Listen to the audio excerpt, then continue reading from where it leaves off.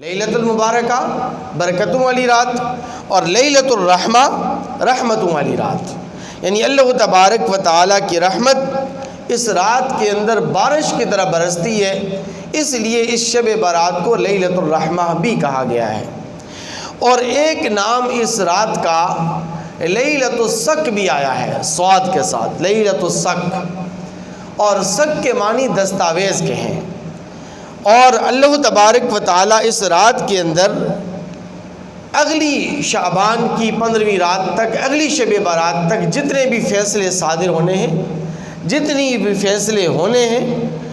اور وہ فیصلے ہر ایک انسان کی زندگی کے مختلف ہیں۔ کسی کی زندگی میں موت ہے تو کسی کی زندگی میں حیات ہے، کسی کی زندگی میں خوشی ہے تو کسی کی زندگی میں غمی ہے۔ یہ تمام فیصلہ جات کی جو دستاویز ہے، یہ دستاویز اللہ تبارک و تعالیٰ تیار فرما کر فرشتوں کے حوالے کر دیتے ہیں، اس لیے اس رات کو لیلۃ الصق بھی کہا گیا ہے۔ اور ایک نام اس رات کا لیلۃ البراءہ بھی آیا ہے، اور براءت کے معنی بری ہونے والی، نجات دینے والی۔ تو چونکہ اس رات کے اندر اللہ تبارک و تعالیٰ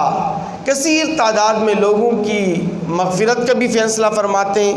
اور دوزخ سے نجات کا اعلان بھی فرماتے ہیں، دوزخ سے بری ہونے کا بھی اعلان فرماتے ہیں، اس لیے اس رات کو لیلۃ البراءہ بھی کہا گیا ہے۔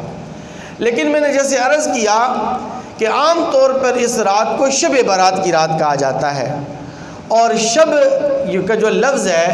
یہ شب کا لفظ فارسی زبان کا لفظ ہے، اور فارسی زبان میں شب کہا جاتا ہے رات کو، اور رات کے معنی ہے شب برات، اور برات کے معنی، شب کے معنی رات کے، اور برات کے معنی نجات کے، یعنی دوزخ سے بری ہونے کے۔ تو ایک روایت کے اندر آتا ہے کہ نبی کریم صلی اللہ علیہ وسلم نے فرمایا کہ اللہ تبارک و تعالیٰ اس رات کے اندر قبیلہ بنو کلب کی جتنی بکریاں ہیں اور ان بکریوں کے جسم پر جتنے بال ہیں، ان بالوں کی تعداد سے کہیں زیادہ گنا اللہ تبارک و تعالیٰ لوگوں کی مغفرت کا اور دوزخ سے بری ہونے کا اعلان فرماتے ہیں، دوزخ سے نجات دہندہ کا اعلان فرماتے ہیں۔ تو اس لیے اس رات کو شب برات کی رات کہا جاتا ہے۔ تو بے شمار فضائل اور مناقب ہیں اس رات کے، اور میں نے اس موضوع پر تفصیلی بیان جو ہے نا وہ گزشتہ سال ایک نشست کے اندر کیا تھا،